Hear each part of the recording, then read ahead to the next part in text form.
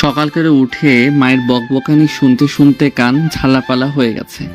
কোনো দিকে না তাকিয়ে কোনো রকম উঠে ফাইলটা হাতে নিয়ে বের হয়ে গেলাম। কি রে, কিছু তো গিলেছা?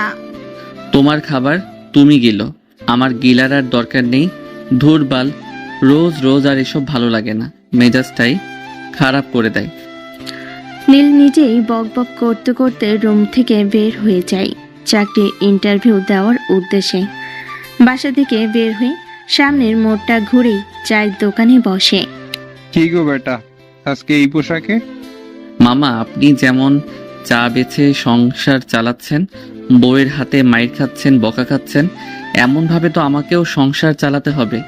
এজন্য চাকরি খুঁজতে বের হয়েছি। এক মিনিট, আমি মায়ের খেয়ে তুমি জানলে কিভাবে? এমন পুরুষ দেখাও যে বউয়ের হাতে বকা মাইর খায় না। আমরা কিছু করতে গেলেই নারী নির্যাতন, কিন্তু আমাদের উপরে যে পুরুষ ধর্ষণ করে দেয়, সেই পুরুষের উপরে ধঙ্গরসের কেউ মূল্যায়ন করে না। ওই যে বলে না, জাহাজে জাহাজে ধঙ্গর্ষ। তা বেটা, ঠিক কথা কইছিস তো। তা লাল চা দিব নাকি দুধ চা? তুমি চিনি বাদে একটা কড়া করে দাও তো, জীবনটাই কড়া করে ফেলি। কড়াবিহীন জীবন ভালো লাগে না। আচ্ছা, দিতেছি। এরপর নীল ওখানে কিছুক্ষণ চা খেয়ে তার ইন্টারভিউ দেওয়ার নির্দিষ্ট স্থানের উদ্দেশ্যে রওনা দেয় একটা রিক্সা নিয়ে। মামা 50 টাকা দাও। আহা গো, আমার গায়ে গোয়ালের বাসুর গো, 20 টাকার ভাড়া 50 টাকা চাই? না না, কোনোদিনই সম্ভব না 50 টাকা। আরে ভাই, আমি এখানে নতুন নারে যে আস্ত বড় বাস ধরাই দিবা। ভাড়া দিলে দিবেন 50 টাকা, 1 টাকাও কম হবে না। আমি তোমার গাড়িতে যাব না। আমি যেখান থেকে উঠছি আমারে ওখানে নামাই দিয়ে আসো, আর না হয় এখানে আনার জন্য 20 টাকা ভাড়া দেওয়া লাগবে। ও মা, এ কেমন কথা? জি, এটাই সোজা কথা। খুব দ্রুত আমাকে ওই জায়গায় নামিয়ে দিয়ে আসো, না হয় আমার টাকা দাও বলে আমি চিল্লাচিল্লি শুরু করে দিলাম। অবস্থা খারাপ দেখে রিক্সাওয়ালা উপায়ন্ত না পেয়ে নীলকে 20 টাকা দিয়ে ওখান থেকে চলে যায়। দেখ শালা, এখন কেমন লাগে? 20 টাকার ভাড়া 50 টাকা চাওয়া। যে যেমন তার সাথে তেমন করতে হয়। আমাদের ভাই নরম মানুষ দেখলেই ডইলা দিতে চায়। আজকে তো শিক্ষা দিয়ে দিলাম, জীবনেও আর কারোর সাথে এমন করবে না। তারপর আমি কোম্পানিতে প্রবেশ করলাম। অফিসটা বেশ বড়, 6 তলা বিশিষ্ট। পরিবেশটা খুব সুন্দর আর গোছালো দেখে আমার খুব পছন্দ হলো। যাক বাবা, এখানে চাকরিটা পাইলেই বাঁচা যাবে। এর আগেও তো 36টা দিয়ে আসলাম ইন্টারভিউ। এত ভালো কোম্পানিতে কি আমার মতো? যাই হোক, বাদ দেই। মনে মনে এসব ভাবতে ভাবতে কোম্পানির ভিতরে প্রবেশ করতেই যেন সে হালকা করে একটা বাস খায়। কেননা তার সামনে বসে আছে তার মতোই প্রায় শতাধিক চাকরি প্রার্থী। এখানে মাত্র নিবে 6 জনকে। সে কি টিকতে পারবে এতগুলো মানুষের মধ্যে? এসব কথাই ভাবতে থাকে। এভাবে দেখতে দেখতে 1.5 ঘন্টা চলে যায়। ডাকবে কখন রে ভাই? এত সময়ে বসায় রাখলো। এরই মাঝে নীলের ডাক পড়ে। নীল নামে কে আছে? জি, আমি আছি। তো এখানে কি করছেন? ভিতরে যান, আপনার ডাক পড়ছে। তারপর আমি ভয় ভয়তে রুমের মধ্যে প্রবেশ করলাম। রুমের মধ্যে ঢুকে আমি যেন 1000 ভোল্টের বৈদ্যুতিক শর্ট খেলাম। আমার সামনে আমার চিরচেনা এক্স বসে আছে। ও আমার দিকে তাকাতেই, কিরে, তুই এখানে কি করিস? ওরে জন্ডিস, তুই আমার পিছনে পিছনে এখানে চলে আসছিস আমার চাকরি খাইতে? মাই ডিয়ার জন্ডিস, আমি এখন ইন্টারভিউ দিতে আসছি। আমার তো এখনো চাকরি হয়নি। যাওরা চিটার রে, তোর মতো হারামিরে কে চাকরি দিবে? দেখছস কত বড় অফিস আমার বাবার কোম্পানি।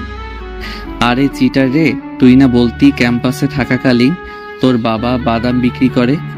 তোর মতো লোভী ফকিন্নি না রে আমি বলি আমার বাপের এত এত জিনিস আছে, আর জিনিসের লোভে আমাকে ভালোবাসিস। তা হবে না রে ছোট লোক। Same to you. আহারে নির্লজ্জ বেহায়া ছোট লোক মার্কা জন্ডিস, তুই ভাবলি কি করে তোরে এই আটা ময়দা মাখা বাদরের লেজের মতো সাদা ফকফকা চুল এইরকম একটা জঘন্য মার্কা মেয়ের সাথে আমি, তাও টাকার জন্য? এরা কখনো সম্ভব? কখনো না, কখনো না। তুই আগের মতো এখনো জাউরা আছিস রে।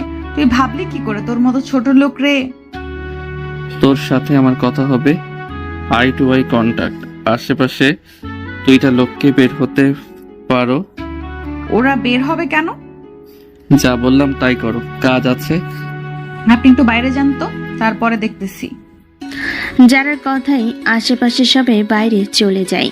কথাটা শুনে ইন্টারভিউ রুমে সবাই বাইরে চলে যায়। বাইরে গিয়ে বলতে থাকে নিজেদের মধ্যে।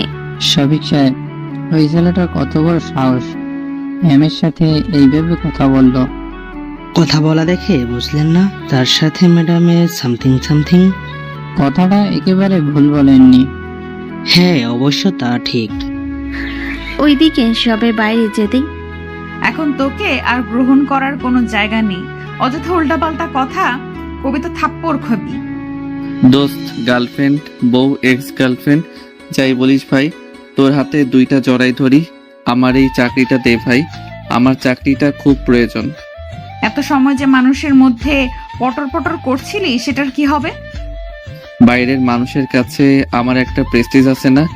তুই তো আমার বেস্ট ফ্রেন্ড একটা সময়, তারপরে কেমনে কি গার্লফ্রেন্ড এটা ওইটা হলো, তা না হয় বাদই দিলাম। তোর মতো নির্লজ্জ আমার এখানে চাকরি নাই। এমন করিস না রে, শোন, এমন করিস না রে, আমার যৌবনের কসম। আমার চাকরিটা খুবই দরকার ডার্লিং। কি কইলি একটু আগে? আমি তোর কোন জন্মের ডার্লিং লাগি রে? Sorry my mistake. দেখতে দেখতে পাসপোর্ট 6 ইঞ্চি এরকম ফর্সা কালারের সুদর্শন ছেলে আর কি পাবি? তুই এরকম বডি বিল্ডার, বডিটা দেখবি তো একটু দেখাই। ভাই, তোর মধ্যে কি কোনো লজ্জা নেই? তোর তো গন্ডারের চামড়া। তোর যতই অপমান করিস, দাঁত কেলিয়ে ভ্যা ভ্যা করে হাসিস। তোর দাঁতের গুষ্টি কিলাই। আমিও সত্যি কষ্ট পাই, মাঝে মাঝে অনেক কষ্ট পাই। কিন্তু তোরে দেখলে তো মনে হয় না তুই কষ্ট পাস। একটা চুমু দিতে দে, তাহলে আমি অনেক কষ্ট পাবো। ওরে, তখন নিউজ হয়ে যাবে। ওরে ব্রেকিং নিউজ, ব্রেকিং নিউজ। দেশের বিখ্যাত বিজনেসম্যান, দুটো বিজনেসম্যানের একমাত্র মেয়ে যারা চৌধুরীকে তার অতীতের বন্ধু ওরফে এক্স বয়ফ্রেন্ড চাকরির খোঁজে এসে চুম্মা দিয়ে দিছে। ফাজিল ছেলে, যাবি এখান থেকে। তোর বাড়িতে মা বোন নাই? তোকে কি শিক্ষা দিচ্ছে বেয়াদব? মা বোন বাপ তো শিক্ষা দিয়ে পারে নাই, এখন একটা বউয়ের অপেক্ষায় আছি। এই পশ্চিম দিকে ফিরা করিতেছি, বউ আসলে তার শিক্ষাতে ঠিক শিক্ষিত হয়ে যাব। তুই এখানে ফাজলামো করতে আসিস না, ইন্টারভিউ দিতে আসছিস। যেদিন আমাকে ছেড়ে, সরি আমি তো তোরে ছেড়ে গেছিলাম, সেদিন থেকে ফাইজলামও ছেড়ে দিছি। তবে একটা চাকরির দরকার। এই দেখ আমার সিভি। যত যাই বলিস, আমাদের এখানে তোর চাকরি নাই। তাহলে কি আমাকে দক্ষিণ দিকে ফিরে চলে যেতে বলতেছো সোনা? খবরদার সোনা নামে বলবি না, একদম তোর মুখ দিয়ে যেন না বের হয়। তাই নাকি? কথাটা বলেই সিভি আমি ওর দিকে ছুঁড়ে মারলাম।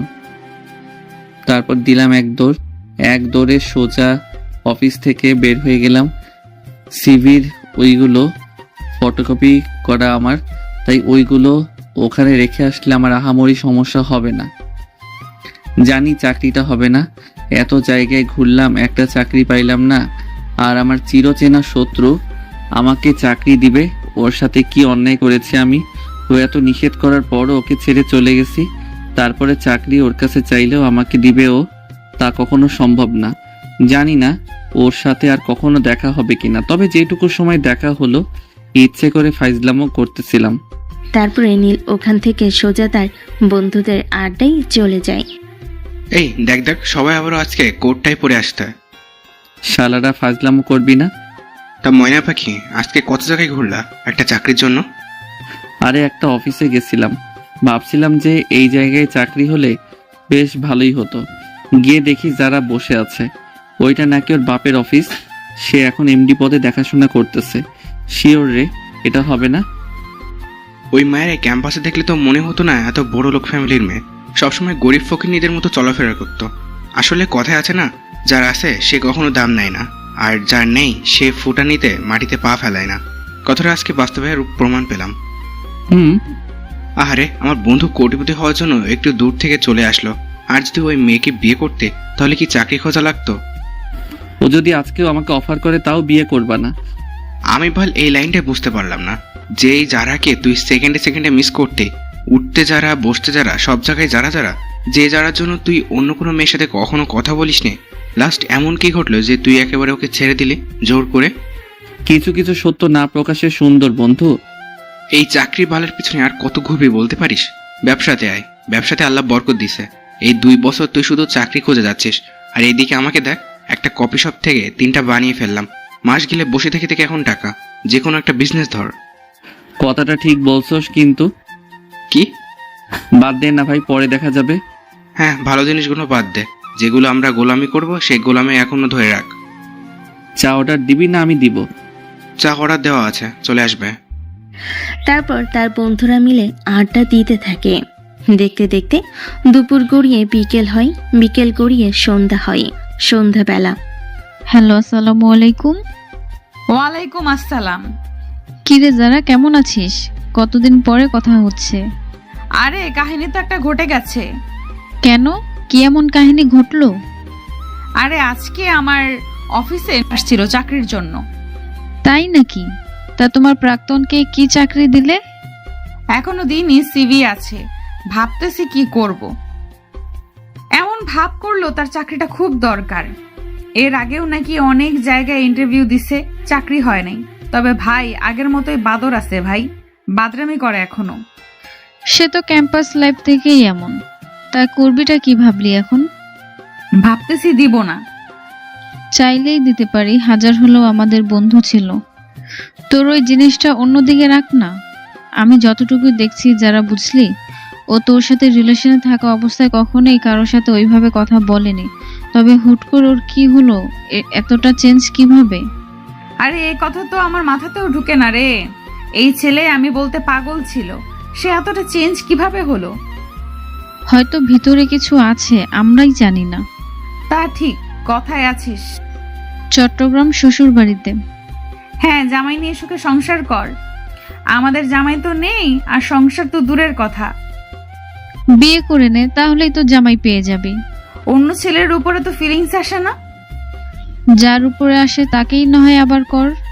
ও আমার সাথে কি করছে মনে নেই তোর? ওরে কখনো মাফ করা যাবে না। কথাটা ঠিক। আচ্ছা এখন রাখি, ঢাকায় আসলে কল দিস। আচ্ছা ঠিক আছে। এদিকে দেখতে দেখতে প্রায় 8টা ছুঁই ছুঁই। দরজার ওপাশ থেকে কে যেন কলিং বেল বারবার দিচ্ছে। বিরক্ত হয়ে সাজিদা খাতুন দরজাটা খুলে দেয়। ও নবাবজাদা আসেন, এসে আমাদের উদ্ধার করেন। একটু ভালো করে কথা বলা যায় না? আর কি ভালো করে কথা বলবো? বাবা মায়ে সন্তান জন্ম দেয়, পড়ালেখা শিখায়, লেখাপড়া শেষে যেন চাকরি বাকরি করে মা বাবাদেরকে একটু দেখাশোনা করে, তাদের মাথার উপরে সংসারের বোঝাটা যেন হালকা হয়। কিন্তু তুই কি করিস? পড়ালেখা শেষ করে চোচো করে ফিল্ডিং করিস। আরে চাকরি না হলে আমি কি করব? আমি তো চাকরির জন্য চেষ্টা করতেছি, তাই না? এই দেখো, আজকেও আমি ইন্টারভিউ দিতে গেছিলাম। আহারে, আমি কত অশিক্ষিত বোকারে, তুই ইন্টারভিউ দিতে গেছিলি, তোর ফাইল কই? আর ইন্টারভিউ শেষ করে মানুষ এত রাতে বাসায় আছে? যা বলবি আমি তাই বিশ্বাস করব? এত হইচই কিসের সাজিদা? এসব কেমন ব্যবহার তোমার?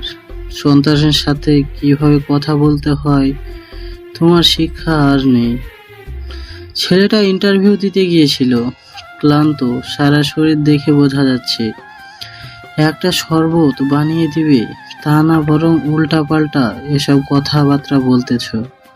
এগুলো কি ঠিক তোমার? এমন ছেলেকে তুমি শরবত বানিয়ে খাওয়াও? কথাটা বলে আমি ওখান থেকে চলে যাই নিচের রুমে। মন খারাপ করিস না বাবা, আমাদের ছেলেদের জীবন এমনই, যুদ্ধক্ষেত্র। যা যা যুদ্ধক্ষেত্র তাকে একাই ফাইট করতে হয়। এমন জীবন একটা সময় আমিও পার করে এসেছি। দেখ, আমি হাল ছাড়িনি। শত কষ্টের মধ্যেও হাল ধরে আজকে কে আছি। তোর উপরে আমার বিশ্বাস আছে, তুই একদিন কিছু না কিছু করতে অবশ্যই পারবি। অনেক ভালো কিছু করবি, দেখে নিস। তবে সময় লাগবে একটু বেশি, অথবা এখন লাগতেছে। যারা ভালো কিছু করে একদিনে তো সম্ভব না, দিনে দিনে একটু একটু করে ঘুরতে ঘুরতে তা হয়। আশাহত হওয়া যাবে না কখনো। একদিন ঠিক সাকসেসফুলের মাথায় তুই থাকবি। বাবা, আমি জাস্ট ক্লান্ত হয়ে যাচ্ছি। আর কবে যে তোমাকে শান্তিতে বসায় খাওয়াতে পারবো? এই বয়সে তোমার এমন কষ্ট দেখতে আমার খুব কষ্ট হয়। চিন্তা করিস না, তোর বাবা তো আছে, তাই না? ভয় পাবি না। আমার ছেলে কখনো হেরে যাওয়ার ছেলে না। একদিন ঠিক তুই পারবি, সফলতা তোর হাতে ডগায় চলে আসবে। তারপর ওখান থেকে গিয়ে হালকা খাবার খেয়ে নীল তার রুমে গিয়ে বেলকনিতে বসে। তার মনের মধ্যে তার মায়ের কথাগুলো বারবার বাজতে থাকে। ভাবতে থাকে ঠিক হয়তো এমন একটা বয়স, এখনো পরিবারের উপরে চলতে হয়। আজকে তার সমবয়সী বন্ধুগুলো কত ভালো ভালো পর্যায়ে, মাস গেলে লাখ লাখ টাকা ইনকাম করে। দুর্ভাগ্যমুখী বলো কোনো বন্ধু বাস্তবতায় সাহায্য করতেছে না।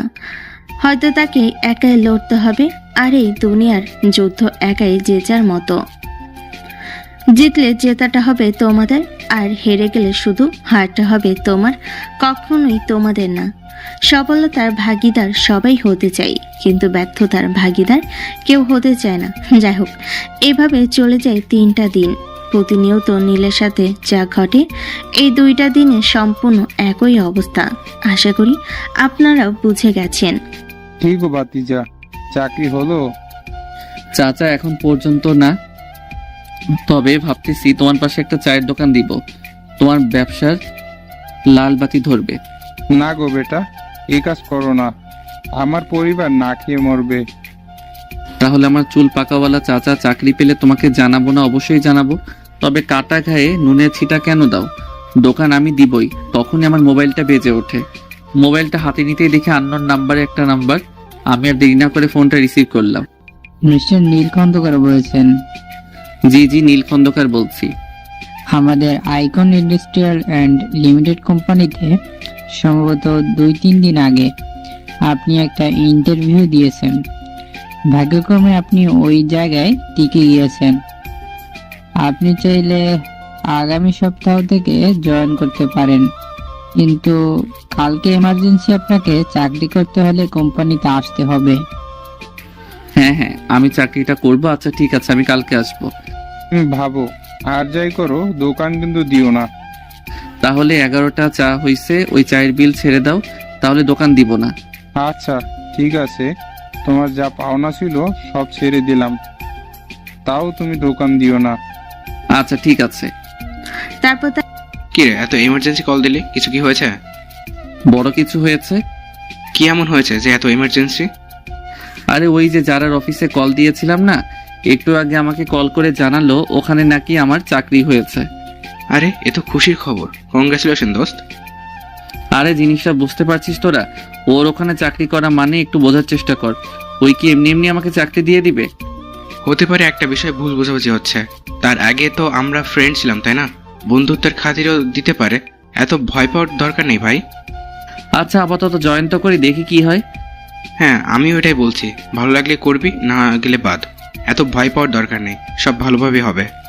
বাবা, তুমি চাকরি পেয়ে গেছো, তোমার তো আর দোকান দেওয়া লাগবে না, তাহলে চায়ের বিলটা দিয়ে দিও। হ্যাঁ আচ্ছা চাচা, দিয়ে দিব। আমি তো মজা করছিলাম তোমার সাথে।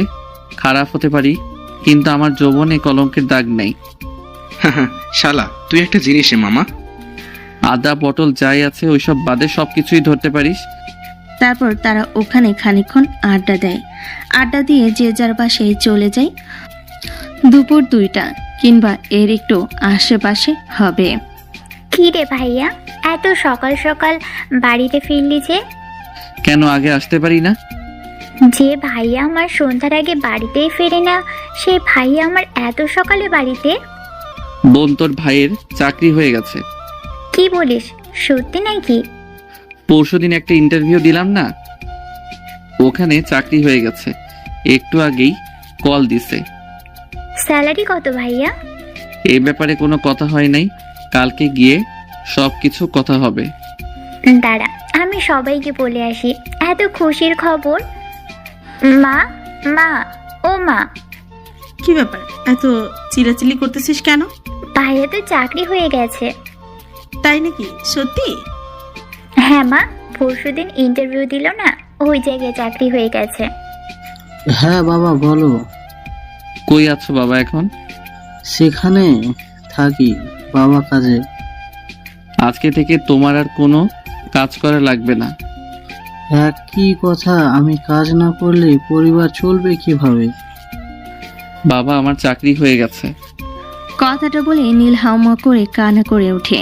এদিকে তার বাবা কান্না করে দেয়। আজকে কান্নার দিন না বাবা, আজকে খুশির দিন। আমি জানতাম একটা সময় আমার ছেলে পারবে। আজকে আমার থেকে খুশি আর কেউ নেই এই পৃথিবীতে। সবাইকে মিষ্টি খাওয়াতে হবে, তো দাঁড়া আমি এক্ষুনি মিষ্টি আনছি। আচ্ছা আস্তে আস্তে আসো, তাড়াহুড়ো করে না, দেখে শুনে আসবে, গাড়ি ঘোড়া। আচ্ছা বাবা তুই চিন্তা করিস না। নীল, কই তুই? নীল বাবা আমার। হ্যাঁ মা বলো।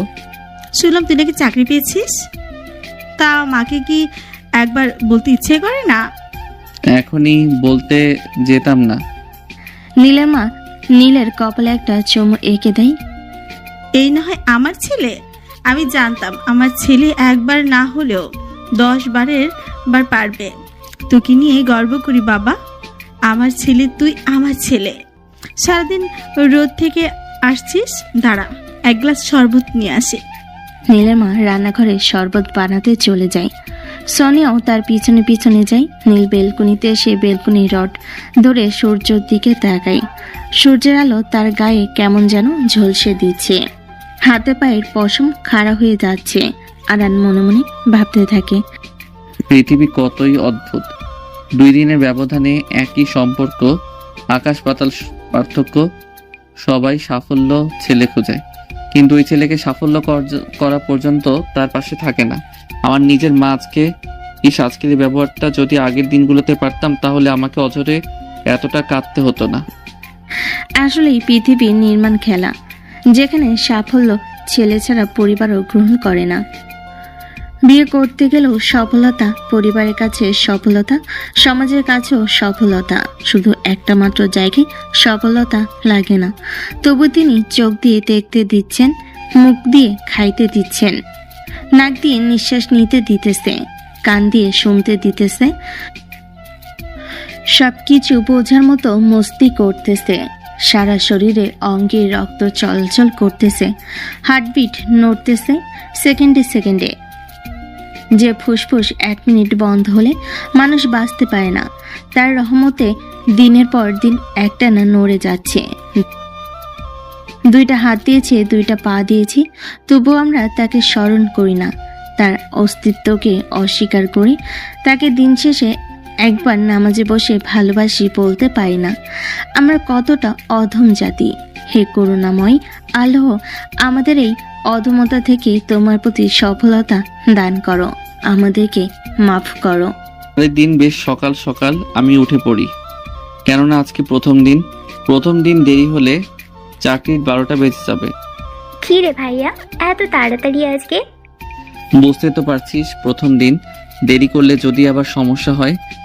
যে ভাইয়া কখনো 11টা 12টার আগে ঘুম থেকেই উঠতো না, সেই ভাইয়া সকাল 7টায় উঠে পড়েছে। প্রয়োজনের খাতিরে অনেক কিছু জীবনে পরিবর্তন করতে হয়। বুঝতে পারলাম। চল ফ্রেশ হয়ে টেবিলে আয়, খাবার রেডি। এত সকাল সকাল আমার জন্য কে করলো? কেন আম্মু? জি আম্মু। সকাল সকাল তো দূরের কথা, 11টা 12টার দিকে খাবার দিতে চাইতো না সে, এখন এত তাড়াতাড়ি?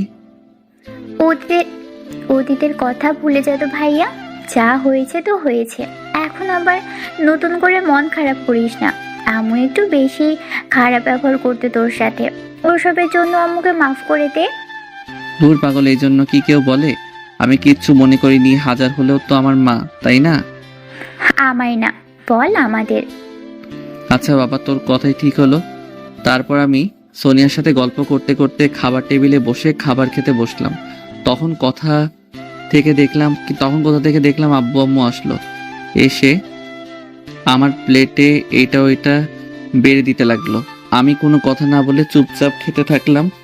আসলেই ভালোবাসা পেতে হলে আমাদের ছেলেদের টাকার কোনো বিকল্প নেই। টাকা আমাদের লাগবেই। ও আমার পরিচয়, এখনো তো তা হলো না। ইতিমধ্যে আপনারা বুঝে গেছেন আমি আমার ছোট্ট একটা বোন, মা, এই নিয়ে সংসার। ওদের জীবন। ছোট্ট বোনটা এখন ক্লাস 8-এ পড়ে, আর আমি গ্র্যাজুয়েট শেষ করে 2টা বছর চাকরির দুয়ারে দুয়ারে ঘুরতেছিলাম। পরিশেষে কোনো রকম একটা চাকরির ব্যবস্থা করতে পারি। কিভাবে পারি আপনারা তো বুঝতেই পারছেন। আপনাদের সাথে কথা বলতে বলতে খাবার শেষ করে অফিসের উদ্দেশ্যে একটি গাড়ি নিয়ে রওনা দিলাম। ও বলা বাহুল্য, আমার নিজস্ব গাড়ি না থাকে, সবসময় বাড়ার গাড়িটাই যাতায়াত করি। কিছু সময়ের মধ্যে আমি নির্দিষ্ট লক্ষ্যে পৌঁছে গেলাম। সাদা কালারের শার্ট, কালো টাই এবং কালো কোট এবং কালো কালারের প্যান্ট, কালো কালারের শুজ। মাথাটা খুব সুন্দরভাবে আঁচড়ানো, হাতে কালো কালারের একটা ঘড়ি। সব মিলিয়ে নীলকে একেবারে অসাধারণ লাগছিল বলা বাহুল্য। তারপর নীল খানিকটা নার্ভাস ফিল করতে লাগলো। নার্ভাস অবস্থা আস্তে আস্তে গুটি গুটি পায়ে অফিসের মধ্যে প্রবেশ করলো। কে আপনি? আমার এখানে কালকে চাকরি হয়েছে, আজকে আমার জয়েনিং ডেট। ম্যানেজারের রুমটা কোন দিকে? ও আচ্ছা, সালাম স্যার, আমি এখানকার পিয়ন। যে কোনো সমস্যায় আমাকে পাশে পাবেন, আমাকে নির্দ্বিধায় বলতে পারেন। ও আচ্ছা, ঠিক আছে। তারপরে নীল নির্দিষ্ট কক্ষের দিকে রওনা দিল। খানিকক্ষণ পর সে পৌঁছেও গেল। ভিতরে আসবো স্যার? Yes, coming. আমি নীল বলছিলাম যে কালকে আমাকে চাকরিটা দেওয়া হয়েছে, আজকে আমার জয়েনিং ডে। ও আচ্ছা, তুমি সেই নীল। ম্যাম তোমার কথা বলেছে আমায়। তোমার কেবিনটা ম্যামের কেবিনের ঠিক পাশে পড়েছে। পাশে যা আউটডোর আছে না, ওর সাথে যে ডেস্ক, ওখানে তোমার। কিন্তু স্যার, যেই দিন আসার সময় ইন্টারভিউ আমি দিয়েছিলাম, ওই দিন তো এখানে কোনো ডেস্ক ছিল না। কোথায় কখন কি থাকবে আর থাকবে না সেটা তোমার দেখার বিষয় না। Yes sir. তোমার কাজ ম্যাডাম বুঝিয়ে দেবে। আচ্ছা। নীল বিড়বিড় করে বলতে বলতে তার ডেস্কের দিকে যেতে থাকে। শালা খাটাস কোথাকাররা, সবগুলোই শালা 2 নাম্বার। বুদ্ধি করে পেটিটার সামনে আমার ডেস্কটা দিছে যাতে আমাকে জ্বালাতে পারে। আমি কি এসব বুদ্ধি বুঝি না? সবই বুঝি। তবে তুমি নীলকে চিনো না মনা, একেবারে জায়গা মতো সিল মেরে দিব। আহা হা হা হা। কি ব্যাপার, একা একা মিট মিট করে হাসতে হাসতে কোথায় যাওয়া হচ্ছে? আর কে বা তুমি? তোমাকে কি জিন ভূতে আসর করছে নাকি? হুট করে অপরিচিত মেয়ের কণ্ঠে কথাটা শুনে হকচকিয়ে ওঠে নীল। এই যে মিস্টার, কথা বলেন না কেন? কি কথা বলবো? আলু, বেগুন, টমেটো, বাঁধাকপি, ফুলকপি এইগুলোকে বলে নাকি কেউ? কেন, বাজার করতে গেলে বলে না বুঝি? বলে। তারপর এখানে কি মানে? তুমি কি নতুন জয়েনিং করছো নাকি? জি হ্যাঁ, আজ থেকে জয়েনিং করলাম। তবে এখন পর্যন্ত জানতে পারলাম না আমার স্যালারি কত। এটা আবার কেমন জব? পাগল তুমি না আমি? তুমি চাকরি করার আগে ভালো করে খোঁজ খবর নিবে না যে তোমার স্যালারি কত? কথাটা তুমি দারুণ বলছো। আমার তো খোঁজ খবর নেওয়ার দরকার ছিল। দাঁড়াও আমি দেখতেছি। কথাটা বলে তার সাথে কথা না বলে আমি তাড়াহুড়ো করে নিজের ডেস্কের দিকে চলে গেলাম। ছেলেটা চলে যাওয়ার পরে আমি পেছন ফিরে তাকাতে ডান দিকে হক চেঁচিয়ে উঠলাম। তখনই পরপুরুষের সাথে কথা বলতে খুব দারুণ লাগে। আমার কোম্পানিটা কি প্রেমের লীলা খেলা করার জায়গা? ম্যাডাম, তেমন কিছু না, আপনি ভুল বুঝতেছেন। বুঝাবুঝি পরের হিসাব। তোরে যদি আর একবার ওর ধারের কাছে দেখেছি, তোরে আমি আস্ত রাখবো না, মনে রাখিস। আউট।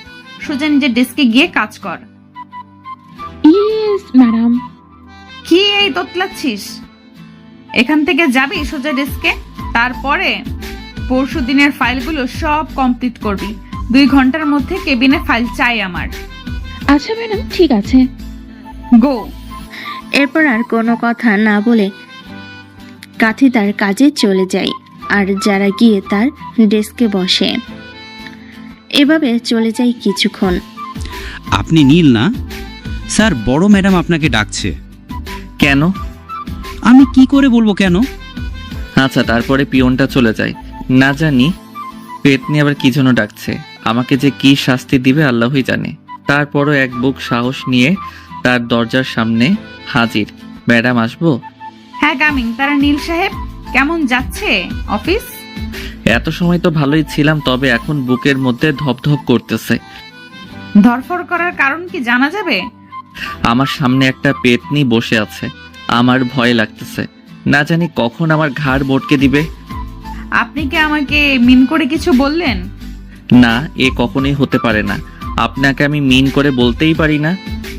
এই যে এখানে 19টা ফাইল আছে, আজকে কমপ্লিট করে যাবেন। ও ভালো কথা, চাকরির জন্য আপনি যে বন্ডটাতে সাইন করেছেন মনে আছে? জি হ্যাঁ। আপনি কি বিষয়টা ভালো করে পড়েছেন? মোটামুটি সবই পড়ছি, তবে আমার স্যালারিটা কত সেটাই তো এখনো পর্যন্ত জানলাম না।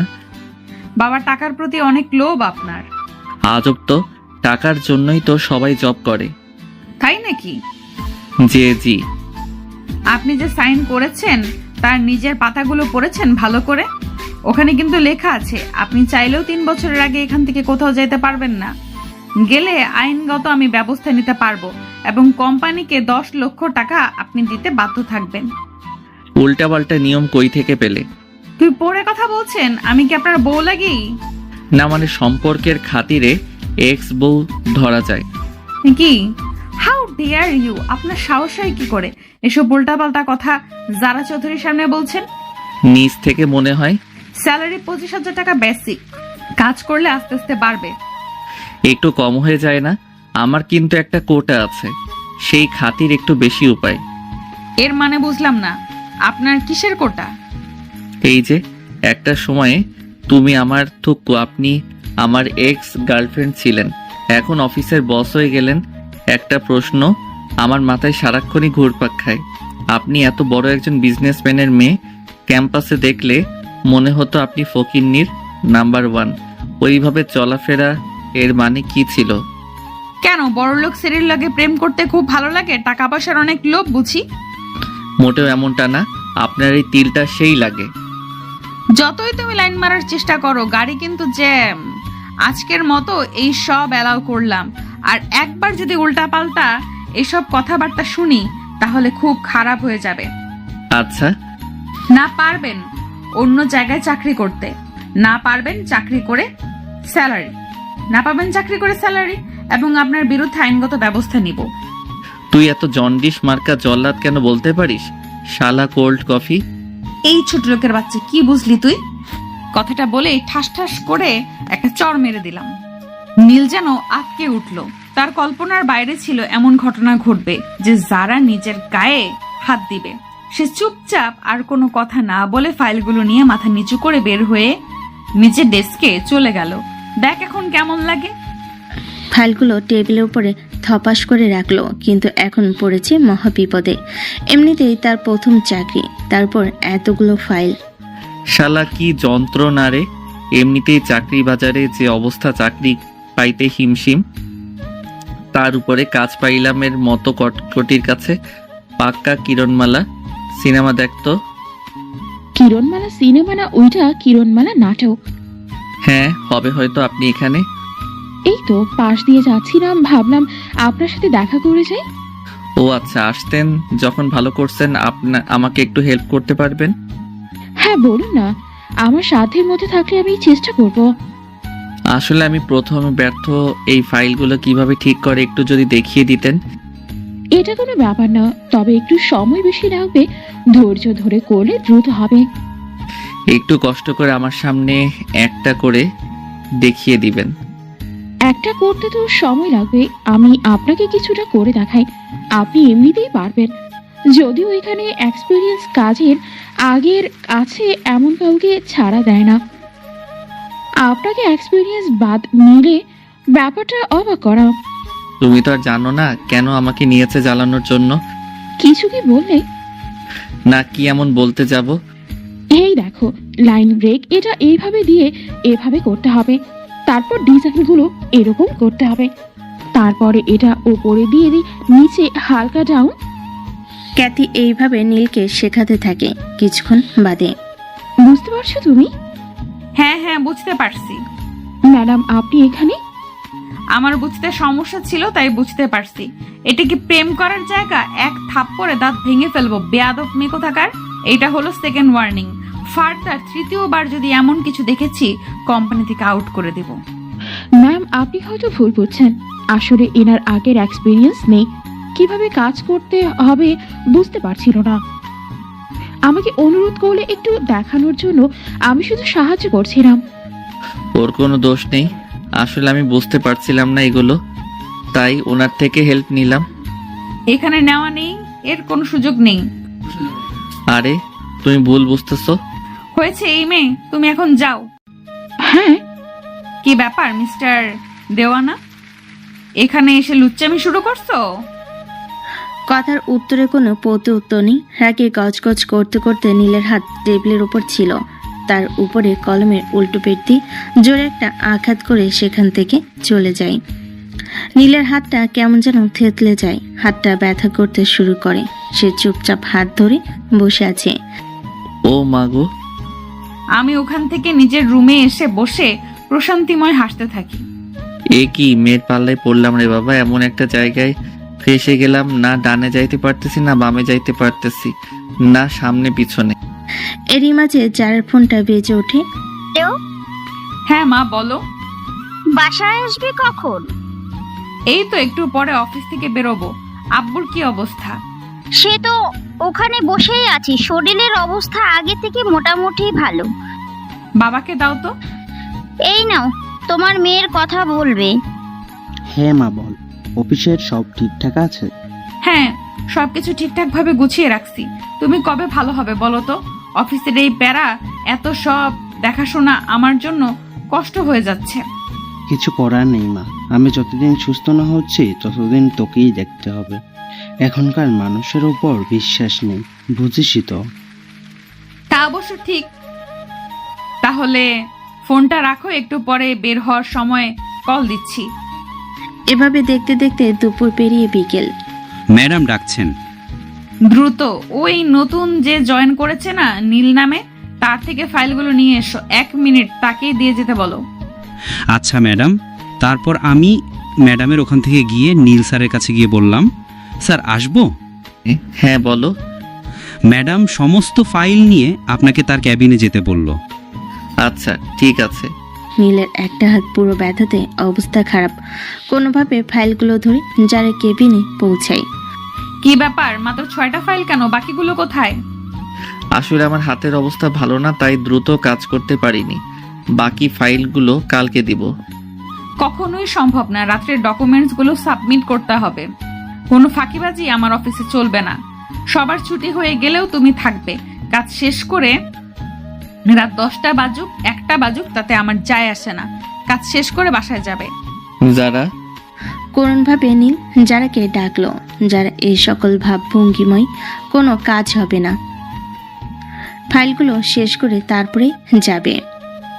আচ্ছা ঠিক আছে। আর কোনো কথা না বলে সে চুপচাপ ফাইল নিয়ে গিয়ে কাজ করতে থাকে। আর এদিকে যারা অফিস থেকে বের হয়ে তার বাসার উদ্দেশ্যে রওনা দেয়। কিছুক্ষণ বাদে যারা বাসায় পৌঁছে যায়। অন্যদিকে ফাইলগুলো দেখতে থাকে নীল।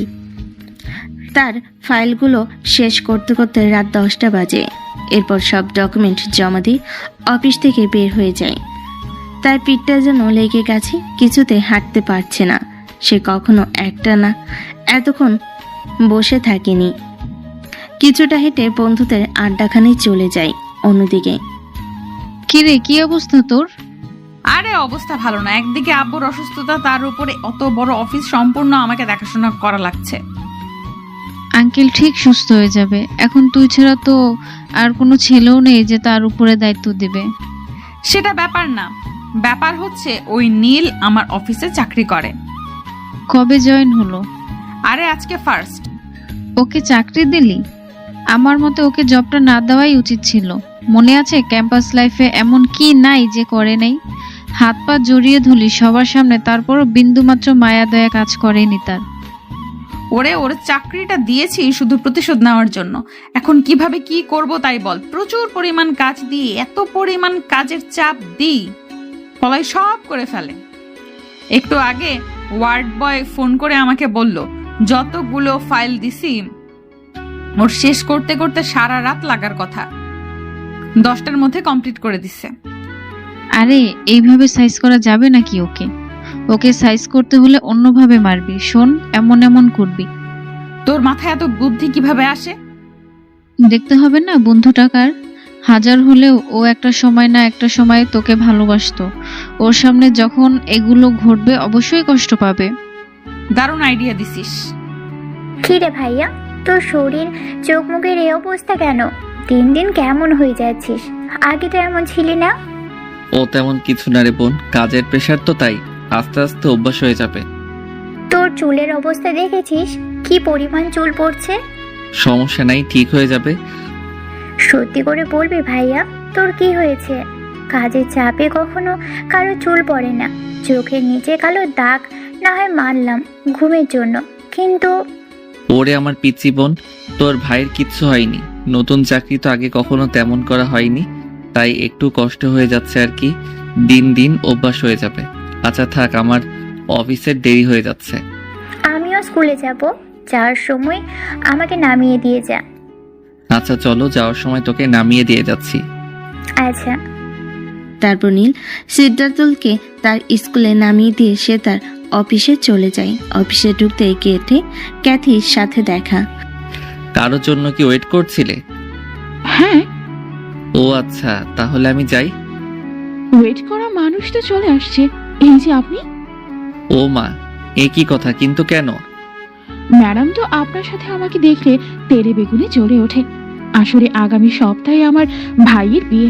এই নেন কার্ড, আশা করব অবশ্যই আপনি আসবেন। হ্যাঁ অবশ্যই যাব, কেন যাব না। তো চলুন এবার ভেতরে যাওয়া যাক। ওকে চলুন। এক মিনিট। আপনি আগে যান, আমি পরে আসতেছি। একসাথে ঢুকলে সমস্যা হবে। আরে ভয় পাওয়ার দরকার নেই, যারা ম্যাডাম এখনো আসে নাই, আসতে এখনো তো দেরি আছে আপু। আপু? হ্যাঁ, কেন? না মানে আপনি তো আমার বোনই লাগেন, দেখতে আমার বোনের মতো একদম, মাশাআল্লাহ। আচ্ছা ভেতরে যাওয়া যাক। তারপর তারা দুজনে ভেতরে চলে যায়। এরপর এভাবে ঘন্টা দুয়েক চলে যায়। যে যার কেবিনে বসে কাজ করতে লেগে গেছে। প্রতিটা মানুষের জন্য আলাদা নির্দিষ্ট ডেস্ক বসানো, যে যার ডেস্কে বসে কাজ করতেছে। এভাবে আরো 2 ঘন্টা চলে যায়। ম্যাডাম আপনাকে ডাকছে। কখন আসছে উনি? এই ঘন্টা খানেক আগে। আচ্ছা আপনি যান, আমি আসতেছি একটু পর। তারপর আমি আর দেরি না করে যারা কেবিনের সামনে গিয়ে দরজায় যেই নক দিব, ওপাশ থেকে জোরে জোরে কণ্ঠ ভেসে আসতে লাগলো। বেবি, কালকে রাতটা সেই ছিল, তুমি 3 বার ফেললে। এখন যদি বাচ্চা এসে যায়? উফ, দারুণ ছিল। আবার কবে হবে আমাদের? তোমাকে যে কেন আগে থেকে পাইনি, তাহলে আমি প্রতিদিন সুখ নিতে পারতাম। কেন যে ওই আবালের প্রেমে পড়েছিলাম? কেন আগে আসলি না রে তুই? কেন আগে আসলে না তুমি? তোমাকে আজ আর আমি অসহায়। এখন না তোমার ওইটা দেখতে ইচ্ছে করছে, একটা পিক তুলে দাও। আমাদের বিয়ে হোক আর না হোক, দুজন দুজনের মতো মজা করে যাই। কতগুলো শুনেই নীলের মাথায় যেন আগুন ধরে যায়। সে জোরে দরজা এক ধাক্কা দিয়ে ভিতরে ঢুকে। তারপর তার সামনে থাকা চেয়ারটা উপরে তুলে ছুঁড়ে মারে। কাছের জানালে লেগে চুরমার করে কাজগুলো ভেঙে যায় আর বলতে থাকে, বেয়াদবের বাচ্চা, তোরে আমি পবিত্র ভাবতাম। তুই ছেলে, আমার পবিত্র ভালোবাসা। কখনো তোর হাতটা ধরে আমি অপবিত্র করিনি। সেই তুই কিভাবে পাইলি একটা ছেলের সাথে এইভাবে ফষ্টি করতে? আমার ভালোবাসার এই প্রতিদান কি করে পারলি তুই এমন জঘন্য কাজ করতে? এটা তোর বাপের জায়গা না এমন। এবার আর নিজেকে সামলাতে পারলাম না, ঠাস ঠাস করে ওর গালে 4টা চড় মেরে দিলাম। আমার শরীরের সমস্ত শক্তি দিয়ে ওকে চড় মারলাম। ফলাফল স্বরূপ ও গাল কেটে রক্ত পড়তে থাকে, ঠোঁট দিয়ে ছুঁয়ে ছুঁয়ে। ও মাগো, ছোট লোকের বাচ্চা, কত বড় সাহস! আমাকে মারলি তুই? এই, তোর সাথে আমার কি আছে? আমার যখন ইচ্ছা যা ইচ্ছা তাই করব, তোর কি? আমি একটা কেন 100 ব্যাটার সাথে শুয়ে থাকবো, তাতে তোর কি যায় আসে? তুই বাধা দেওয়ার কে? মনে নেই তোর? আর আমার মধ্যে বিচ্ছেদ হয়ে গেছে অনেক আগে। আমি করতে গিয়েছিলাম না তুই করেছিস? কতবার তোকে নিষেধ করেছিলাম, তুই শুনেছিলি আমার কথা? না, তুই তো শুনিসনি। আজ কেন তোর কথা আমি শুনবো? আমার যা ইচ্ছা আমি তাই করব। কথাগুলো শুনে পাশে থাকা কাছের আরেকটা জানালায় নীল একটা ঘুষি মারে। এবার তার ঘুষির ফলে জানালা ভেঙে যায় আর তার হাত কেটে টপ টপ করে রক্ত পড়তে থাকে। সে আর কোনো প্রত্যুত্তর করে না, চুপচাপ নিজের ড্রেসকে চলে যায় এবং টেবিলের সাথে মাথা নিচু করে চেয়ারে বসে কান্না করতে থাকে। এভাবে কিছুক্ষণ চলে যায়। মিস্টার নীল আছেন? আপনি তো ডিজাইনে ভালো, আমার এই ডিজাইনটা কি কালার করা যায় বলেন তো? তখন আমি মাথা তুলে ক্যাথির দিকে তাকালাম। এ কি, আপনার চোখে পানি কেন? ওমা, হাতে কি অবস্থা? এভাবে রক্ত বের হলে একটু সময় রক্তের শূন্যতায় মারা যাবেন আপনি। আমি আমার ওড়না থেকে একটা সাইড কিছুটা অংশ নিলাম, তারপরে তার হাতটা জোর করে বেঁধে দিলাম। আপনাকে এক্ষুনি হসপিটালে যেতে হবে। সে তখন কোনো উত্তর না দিয়ে আমাকে পাশ কাটিয়ে উঠে ওখান থেকে চলে গেল। আমি অপলক দৃষ্টিতে তার চলে যাওয়ার দিকে তাকিয়ে আছি। আমি ওখান থেকে উঠে যে বাইরে আসতে যাব, আমার সামনে ম্যাম পড়ে। নীল কোথায়? জানি না ম্যাম, কিছু কি হয়েছে? দেখলাম নীল কান্না করতেছিল। আমি শুনেছি ছেলেরা কখনো কান্না করে না, কিন্তু যখন কষ্টের মাত্রা অতিরিক্ত বেড়ে যায় তারা নিজেকে ধরে রাখতে পারে না, না চাইতেও কান্না করে দেয়। তবে আজকে নীলের কান্না দেখে আমি সত্যি হতবাক। আজ ওর হাত দিয়ে প্রচুর পরিমাণে রক্ত বের হচ্ছিল। তাড়াহুড়ো করে আমি আমার ওড়নার একটা সাইড কিছু কাপড় ছিঁড়ে বেঁধে দিয়েছি। ওনাকে হাসপাতালে যাওয়ার কথা বলে উনি উঠে কোথায় যেন চলে গেল। ম্যাম, আপনার ঠোঁট দিয়ে তো অনবরত রক্ত পড়তেছে। ও আচ্ছা, কথাটা বলে আমি পাশ কাটিয়ে বের হয়ে গাড়িটা হসপিটালের উদ্দেশ্যে রওনা দিলাম আমার ঠোঁটের রক্ত বন্ধ করার জন্য। চেপে ধরে রাখা বন্ধ হচ্ছে না, মনে হয় গভীর ক্ষত হয়ে গেছে। হাসপাতাল থেকে আমি হালকা ট্রিটমেন্ট নিয়ে বাসার উদ্দেশ্যে রওনা দিলাম। কিছুক্ষণ বাদেই বাসায় পৌঁছে গেলাম। কিরে, তোর হাতের এই অবস্থা কেন? ও তেমন কিছু না। আরে শালা, দেখতেছি হাত দিয়ে রক্ত পড়তেছে, কি হয়েছে বলবি আমাকে? বাদ দিব পরে, আগে ওয়াইন দে। সবসময় কি এসব নিয়ে বসে থাকি বল? দোকান থেকে আনতে হবে। এর আগে চল, তোকে নিয়ে হাসপাতালে যেতে হবে, তোর হাতের অবস্থা ভালো না। আরে যাওয়া লাগবে না। আবার কথা বলিস? কতখানি কেটে গেছে দেখছিস? আমি জানি জাকারিয়ার কথার সাথে আমি পারবো না, তাই আর কোনো প্রত্যুত্তর না দিয়ে তার সাথে হাসপাতালে গেলাম। হাসপাতাল থেকে হাতে 2টা সেলাই দিয়ে ব্যান্ডেজ করে দিল। সেলাই করতে যত না ব্যথা করছে তার থেকে বেশি তীব্র যন্ত্রণা যেন আমার বুকের মধ্যে চলতেছে। ভালোবাসার পরিণাম কি এমনই ব্যথা? তারপর জাকারিয়া তার সাথে করে নিয়ে আমাকে বাসায় পৌঁছে দেয়। চিন্তা করিস না, সব ঠিক হয়ে যাবে। আর শোন, ওষুধগুলো ঠিক মতো খাইস। না থাক, তোকে বললে কাজ হবে না, আন্টি বা তোর বোনকে বলেই যায়। কলিং বেল বাজা। আর আমি খেয়ে নিব, সমস্যা নেই। বুঝলাম না তো, তোকে এমন দেখাচ্ছে কেন? কোনো কারণে কি তুই খুব টেনশনে আছিস? তোর মুখের ফেসটা কেমন বদলে গেছে। তোকে বাজাতে হবে না, আমি বাজাচ্ছি। তারপরে আমি কলিং বেল বাজালাম। কলিং বেল দিতে কিছুক্ষণ পর দরজাটা খুলে যায়। কিরে ভাই, তোর কি অবস্থা? এমন অবস্থা কিভাবে হলো? হাতে ব্যান্ডেজ কেন?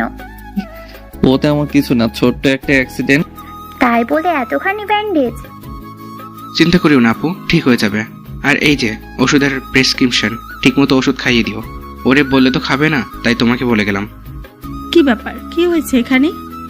তেমন কিছু না আন্টি, জাকারিয়া ছোট একটা অ্যাক্সিডেন্ট। এই হাতের কি অবস্থা হয়েছে? কোথায় ছিলি বাবা? কিভাবে হলো? ইস, আমার লক্ষ্মী ছেলে রে, তোর জন্য আমার ভিতরটা পড়ে যাচ্ছে। এমন নাটক আর করার জায়গা পাও না। তোমার এই টাকার বিনিময়ে ভালোবাসা আমার খুব দরকার নাই। যতদিন একটা চাকরি ছিল না, 2 চোখের বিষ ছিলাম আমি। আর এখন যেই চাকরি হয়েছে আমার জন্য তোমার ভিতর পুড়ে যাচ্ছে। আমি লক্ষ্মী ছেলে, আরো কত কি লজ্জা করে না তোমার? তোমারে দেখলে আমার মেজাজটা খারাপ হয়ে যায়। বেয়াদব কোথাকার। আন্টির সাথে কিরকম ব্যবহার করছিস? এই থামবি তুই? কি থামবো বল, কি বাল থামবো বল? এই থামতে থামতে জীবনটা আমার থেমে গেল। কথাটা বলে রাগ করে আমি উপরে চলে আসলাম। আন্টি, আপনি কিছু মনে করবেন না, আসলে ওর মন মেজাজ ভালো নেই, তার উপর একটা অ্যাক্সিডেন্ট। সব মিলে ও ডিপ্রেশন থেকে কি বলছে তার ঠিক নাই। না বাবা, আমি কিছু মনে করিনি। তারপর আমি ওখান থেকে চলে আসলাম, তারপরে বাসার দিকে রওনা দিলাম। জাকারিয়া চলে যায় তার বাসায়। এদিকে সিদ্রাতুল তার মাকে সান্ত্বনা দেওয়ার ট্রাই করতেছে। তার ছেলের এমন কথাগুলো যেন কিছুতেই হজম করতে পারছে না। তখনই কি হয়েছে রে, তোর মার এত মন খারাপ কেন? সিদ্রাতুল সবকিছু তার আব্বুকে খুলে বলে। ঠিকই তো আছে, কেন ছেলেপেলের আরেকটু সময় দেওয়া যায় না? সারা জীবন শুধু খোটার উপরে রাখবা? কাজ শেষ বয়সে তোমাকে মধুর মধুর কথা বলবে, তুমি আশা করো কিভাবে? লজ্জা করে না? ভাগ্য ভালো আমাদের ছেলেটা ভালো, আর একটু সময় দিতে তুমি কি ভুলে গেছো প্রতিনিয়ত ওর সাথে কি ব্যবহার করছো? যে ব্যবহার করে সে ভুলে গেলেও যার সাথে ব্যবহারটা হয় সে কখনো ভোলে না। তাই কথাবার্তা বললে হিসাব করে বলা উচিত। তুমি এখন আমাকে কথা শোনাচ্ছ? এই বাসায় আমার শান্তি কোথায়? আমি না থাকলেই হয়তো ভালো হতো। তারপর নীলের মাতা নিজের রুমে চলে যায় কান্না করতে করতে। অন্যদিকে বাবা বাবা কোথায় তুমি? ওপরে মা, কি হয়েছে? আমাদের কোম্পানির একটা এমপ্লয়ের আজ। সেটা পরে বলি, আগে বল তোর ঠোঁট কেন কাটলো আর মুখে কেমন ফোলা ফোলা লাগছে, কি হয়েছে মা তোর? বাড়ির বাইরে থেকে চিৎকার করতে করতে ভেতরে আসলি, কি হয়েছে বলবি তো? আমার মেয়ের কি হলো গো? হায় আল্লাহ গো! নাকি কান্না থামাবা তুমি? কি হয়েছে বলবি তো? আমাদের কোম্পানিতে নতুন কিছু লোক নেওয়া হয়নি, ওখান থেকে একটা ছেলে আমার গায়ে আজকে হাত তুলেছে। কি? হ্যাঁ বাবা, আমি কি করতাম? এতগুলো মানুষের মধ্যে একটা মেয়ে। অফিসের মধ্যে আর কেউ ছিল না? এত এত টাকা মাসে বেতন দেওয়া হয় সবাইকে, কেউ কি এর প্রতিবাদ করেনি? সবগুলোকে বের করে দিব। কত বড় স্পর্ধা আমার মেয়ের গায়ে হাত দেয়, জীবনে প্রথম শুনলাম কোনো কর্মচারীরা তার ম্যাডামের উপরে হাত তুলেছে। 1 মিনিট দাঁড়া তুই। শিকদার সাহেব পকেট থেকে ফোন বের করে কাকে যেন কল করে আর বলতে থাকে, ইন্সপেক্টর তরুণ, আপনি কোথায় এখন? আরে শিকদার সাহেব যে, কি মনে করে আজ আমাকে কল করলেন? কিভাবে সাহায্য করতে পারি আমি? কোথায় আছেন আপনি এখন? আমি তো থানাতেই আছি। একটা ছেলে আমার মেয়ের গায়ে হাত তুলেছে, ছেলেটাকে তুলে নিয়ে গিয়ে এমন ভাবে মারবেন যেন ভবিষ্যতে কারোর সাথে এমন করতে গেলে দুবার ভাবে। অবশ্যই শিকদার সাহেব, ছেলেটার ঠিকানা দেন। ঠিকানা জানিস না ওর? ওর ঠিকানাটা? ওর বাসার। এই নে ফোন, ঠিকানা দিয়ে দে ওর বাসার। আঙ্কেল, 3 ভাই 2 টাওয়ারের পাশে যে 2 তলা বাসা আছে না, উপরের ফ্ল্যাটে থাকে। আঙ্কেল, ওকে তুলে আনা হলে আমাকে কল দিবেন, আমি ওকে একটু সাইজটা করতে চাই। ঠিক আছে। এভাবে চলে যায় ঘন্টা 3। 3 ঘন্টা পর ভাইয়া নিচে আয়, খাবার খেয়ে ওষুধ খাবি। আমার ডান হাত কাটা, কিভাবে খাবো? পাগল বোন আমার, চল। ভাইয়া শোন, আম্মুই না তখনকার ব্যবহারের জন্য অনেক কষ্ট পাইছে। তুই আম্মুকে একটু সরি বলে দিস। তখনই ব্যবহার করে আমারও মনের মধ্যে কেমন যেন করতেছিল। দেখি নিচেই তো চাল। তারপরে নীল আর তার বোন নিচে যেতেই দেখে তার মা বাবা প্লেটে খাবার বাড়তেছে। তখন নীল তার মায়ের কাছে গিয়ে 2টা হাত নিজের হাত দিয়ে জড়িয়ে ধরে বলতে থাকে, আম্মু, তখন আমার মন মেজাজ ভালো ছিল না, রাগের মাথায় কি থেকে কি বলে ফেলছি আমি নিজেই জানি না। আমাকে মাফ করে দাও আম্মু, এমন ব্যবহার আমিও চেষ্টা করব নেক্সট টাইমে না হয়। নীলের মা এবার কান্না করে ফেলে, না রে বাবা, আমার দোষ আছে। পাশের বাসার ওই ভাবিদের কথা শুনে শুনে তোর উপর রাগ হতো, তাই রাগের মাথায় এটা ওটা বলতাম। আমাকে তুমি মাফ করে দিস রে বাবা, আমার এমনটা করা উচিত হয়নি। এ কি মা, তোমার চোখে পানি? আমি কিছু মনে করিনি। আগে যা হয়েছে ভুলে যাও। আর ওই ভাবি নাকি আমাদের ভালো চাই বলো? আমরা একটু ভালো থাকলে তাদের হিংসা হয়, তারা জ্বলে পুড়ে যায়। যতটা পারবা তাদেরকে এড়িয়ে চলবা। এই প্রতিবেশী নামক ভাইরাসটা আমাদের সমাজে সর্বোচ্চ ছড়িয়ে গেছে। কথাটা তুই ঠিকই বলেছিস রে বাবা, খেতে পায়, খাবার পেরে দি। তারা যখনই একসাথে বসে খাবার খেতে যাবে তখনই কলিং বেল বেজে ওঠে। কলিং বেলের শব্দ শুনে এই সময় আবার কে আসলো? দাঁড়াও বাবা, আমি দেখছি। কথাটা বলে আমি গিয়ে দরজাটা খুলে দিলাম, কিন্তু আমি তো আমার চোখের সামনে যা দেখলাম তা দেখে যেন অবাক হয়ে গেলাম। কেননা আমার সামনে পুলিশ দাঁড়িয়ে আছে, 7 থেকে 10 জন। কোনো কথা না বলে জোর করে রুমের মধ্যে ঢুকে পড়ল। হুট করে রুমের মধ্যে এতগুলো পুলিশ ঢুকতে দেখে আমি যেন অবাক হয়ে গেলাম। আমি খাবার প্লেট রেখে উঠে দাঁড়ালাম। এখানে নীলকে? অফিসার আমি। আমাদের সাথে আপনাকে যেতে হবে। আমার অপরাধ? থানায় গেলে জানতে পারবে। সেন্ট্রি, হ্যান্ডকাপ লাগাও। আমি আপনাদের সাথে যাচ্ছি, কিন্তু খাবারের হাতটা হওয়ার সুযোগ তো দিবেন। কথাটা বলেই পুলিশ খাবারের জগ নিয়ে গিয়ে হ্যান্ডকাপটা পরানো দুইটা হাতের উপর ঢেলে দেয় পানি, আর জগ ভর্তি পানি সমস্ত ফ্লোরে গড়িয়ে পড়ে। এটা কেমন ধরনের ব্যবহার পুলিশ অফিসার? আমার ছেলে কোনো অপরাধ থাকলে আপনাকে বলতে হবে, প্রমাণ দিতে হবে এবং নিয়ে যেতে হবে। তারপরে এখানে আমরা যাই বলবো তাই হবে, কারো অর্ডারে আমরা চলি না। গাড়িতে তোলো। পুলিশগুলো নীলকে জোর করে ধরে টানা হেঁচড়া করে গাড়িতে তুলতে থাকে। নীলের মা বোন কিছুতেই যেন তার ভাইকে যেতে দিবে না, তারও এই দিক থেকে চাপটে ধরে আছে, কিন্তু এতগুলো পুলিশের সাথে পায় না। পুলিশ জোর করে ধরে থানায় নিয়ে যায়। কি গো, আমার ছেলেটাকে বাঁচাও, ও সাদাসিধে মানুষ, কোনো অপরাধ করতে পারে না, পুলিশ ওকে অন্যায়ভাবে জোর করে নিয়ে গেছে। আমার ছেলের উপরে বিশ্বাস এতটুকু আমার আছে, সে কোনো অন্যায় করতে পারে না, কিন্তু কি জন্য নিয়ে গেল সেটাই তো বুঝতে পারলাম না।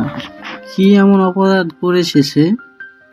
বাবা, তুমি তাড়াতাড়ি উকিল ধরো আর কাউন্সিলরকে চাচাকে নিয়ে থানায় যাও, না হয় ওরা ভাইয়ের সাথে খারাপ কিছু করবে।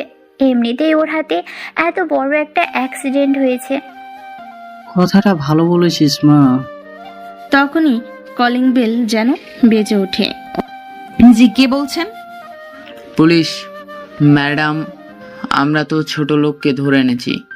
পিটাতে থাকেন, আসতেছি।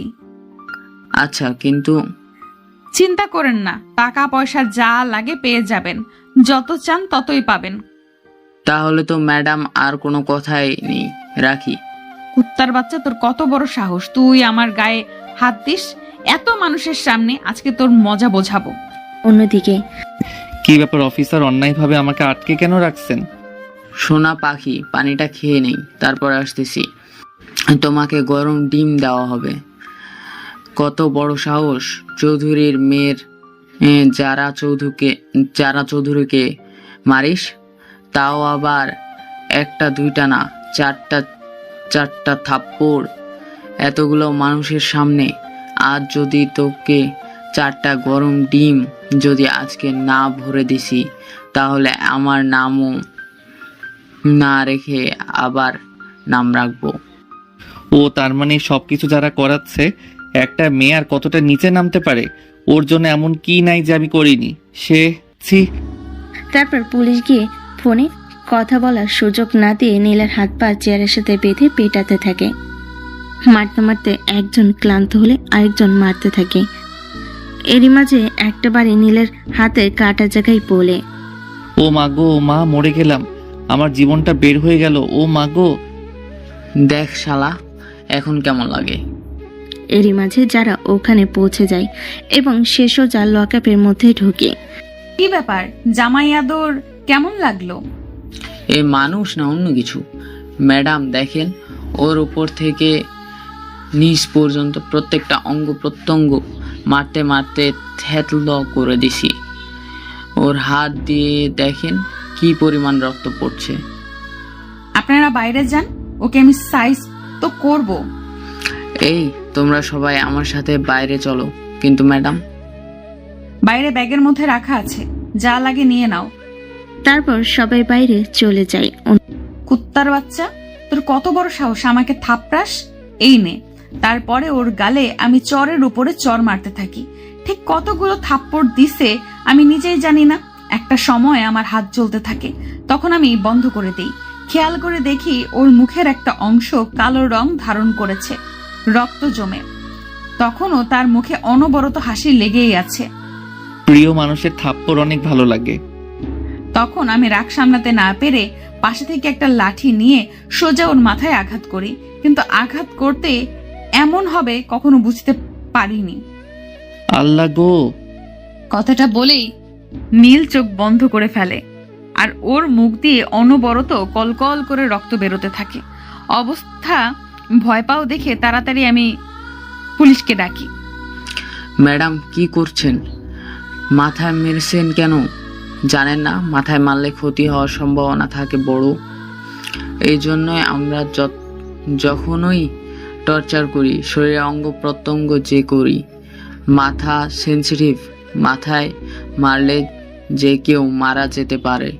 তাড়াতাড়ি একে হাসপাতাল নেওয়ার ব্যবস্থা করো। আমি পারবো না, আপনারা আজ ব্যবস্থা করেন। সেন্ট্রি, দ্রুত তাকে মিডফুট হসপিটালে পৌঁছে দাও। অ্যাম্বুলেন্সে দ্রুত, আর রক্ত ব্লিডিং বন্ধ করো। এমন রাগই তো দেখিনি। মাথাতে মারলো আর মুখ দিয়ে রক্ত বেরোচ্ছে কেন? মাথায় মারলে মাথায় বেরোবে, আজব ব্যাপার তো। আমি ভয়ে ওখান থেকে ব্যাগপত্র নিয়ে সোজা বাড়িতে চলে আসি। অন্যদিকে নীলকে নিয়ে হাসপাতালে পৌঁছে দেয় পুলিশ টিম। তখনই নীলের পরিবার সবাই পুলিশ থানাতে চলে আসে কমিশনারকে সাথে করে। দেখেন, বিষয়টা বুঝতে পেরেছি, এখানে একটু ভুল বোঝাবুঝি হয়েছে। আমার ছেলেকে আপনি ছেড়ে দেন। আমরা অবশ্যই তা করতে পারতাম, কিন্তু এই মুহূর্তে তার সম্ভব না। আসার সময় আমাদের গাড়িটা অ্যাক্সিডেন্ট হয়েছে। আপনার ছেলেকে মিডফোর্টে হাসপাতালে। কুত্তার বাচ্চা, তুই আমার ছেলেকে মেরে হাসপাতালে পাঠাইছোস? আমার ছেলের যদি কিছু হয় তোর শরীর আমি 5 টুকরো করব। তোর পরিবারে যে আছে তাদের দেহকে আমি 10 টুকরো করে কুকুর দিয়ে খাওয়াবো। আপনি কিন্তু বেশি বাড়াবাড়ি করছেন। আমরা না থাকলে আপনার ছেলে এত সময় মারা যেত। পুলিশ এবার কিছুটা ভয় পেয়ে যায়। তারপরে পুলিশ গড়গড় করে বলা শুরু করে, শেষ পর্যন্ত বলে দেয়। কতগুলো শুনে রাগেতে কাকরোষ ধারণ করে সবার শরীরে। সবাই দৌড়ে আগে হাসপাতালে আসে। অন্যদিকে, কিরে এই সময় কল এত রাতে? আমি না বুঝতে পারছি না কি করব। কেন, কি হয়েছে? চাইলে সবকিছু আমাকে শেয়ার করতে পারিস। আমি আর হেয়ালি না করে শুরু থেকে শেষ পর্যন্ত সবকিছু তাকে খুলে বলি। টাকা আর অহংকার তোকে কতটা নিচে নামাইছে ভাবতে পারছিস? আরে সবকিছু বাদ দিলেও তো ও আমাদের বেস্ট ফ্রেন্ড।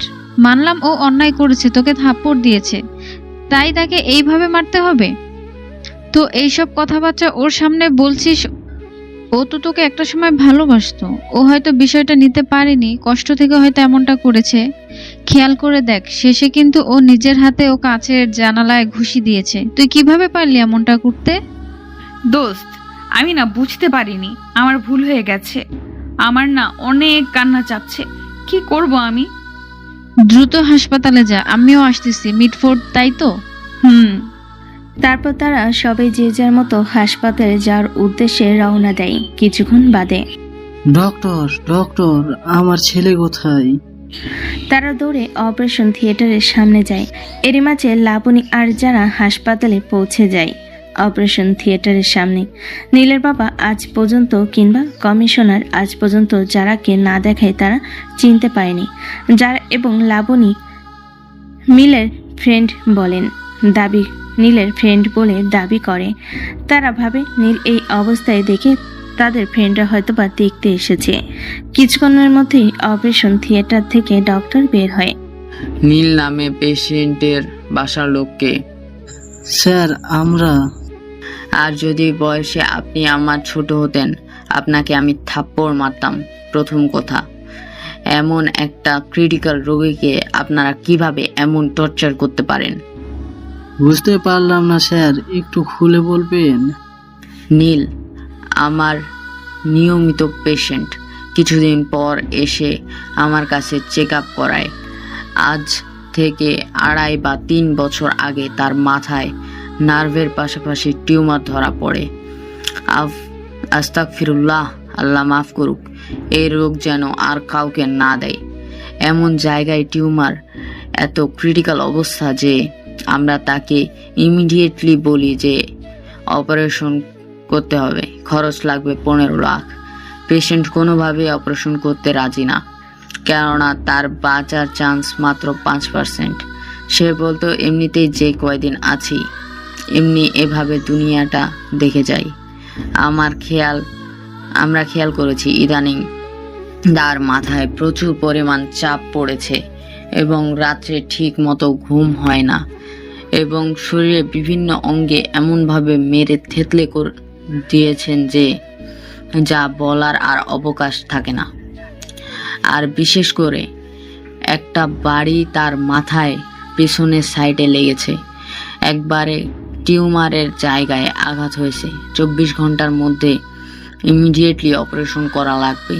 যদি বলেন আমার কাছে রোগীর বাঁচার চান্স কত, তাহলে আমি বলবো 99.99 বাঁচার চান্স নেই, শুধু 0.01% বাঁচার চান্স আছে। এখন কথা হচ্ছে এতদিন ওষুধের মাধ্যমে সে সারভাইভ করে গেছে। দ্রুত কাউন্টারের টাকা জোগাড় করুন, আমরা খুব দ্রুতই অপারেশন করব। বাকিটা আল্লাহর হাতে, তিনি চাইলে বাঁচবে আর না চাইলে আই এম সরি। না, কথাটা বলে অজ্ঞান হয়ে যায়। যারা ওখানে বসে নীরবে কাঁপতে থাকে। সে এত সময় বুঝে গেছে নীল কেন তাকে ছেড়ে গেছে। এতদিন পর তার প্রতি ভুল ধারণা, তার প্রতি রাক্ষোভ এখন যেন তাকে কুড়ে কুড়ে খাচ্ছে। যারা হাওমাও করে কাঁদতে কাঁদতে হাসপাতাল থেকে দৌড় দেয়। লাবণী তার পিছনে দৌড় দেয়। হাসপাতালের বাইরে এসে লাবণী যারাকে জাপটে ধরে। দোস্ত এমন করিস না প্লিজ, একটু শান্ত হ, ভাবতে দে। আমি আমার নিজের হাতে কি করলাম রে? এই হাত আমি আর রাখবো না। তার পাশে ছোট্ট করে দেওয়াল ছিল। দেওয়ালের উপরে তেলা কাটা দিয়ে এমনভাবে জয়েন্ট করা যাতে কেউ ঢুকতে না পারে।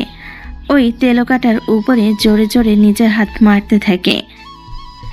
তার হাত দিয়ে অনবরত রক্ত পড়তে থাকে। সে নিজেকে আর কোনোভাবে সামলাতে পারে না। সেদিকে তার ভ্রুক্ষেপ নেই, তার মাথায় শুধু এখন নীল আর নীল। এর মধ্যে সময় চলতে থাকে। নীলের বাবা পাগলের মতো টাকা গোছাতে থাকে। তার শখের বাইকটা বিক্রি করে দেয় আর গ্রামে যে জমি জমা ছিল সব বিক্রি করে দেয়। সব কিছু মিলিয়ে 7 লক্ষ টাকার মতো।